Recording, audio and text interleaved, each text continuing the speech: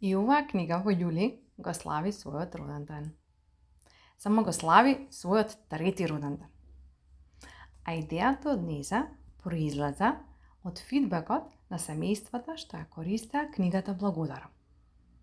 И од тоа колку уживаа во 4 активности што ги правеа за време на викендите, како би можеле да ја негуваат благодарноста. И тогаш си помислев, што ако наместо 4 идеи има по една идеја за секоја недела од годината. Така се роди книгата 50 плюс идеи Благодарам. Во неа нема еден правилен начин да се негува благодарноста. Има повеќе од 50 различни идеи.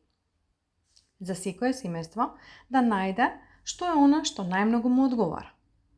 Дури и ако ниту една од овие идеи не стане ваша, ќе бидам среќна ако ве инспирира да создадете своја. Тогаш книгата си ја завршила својата работа. Не мора да биде голема, не мора да биде посебно.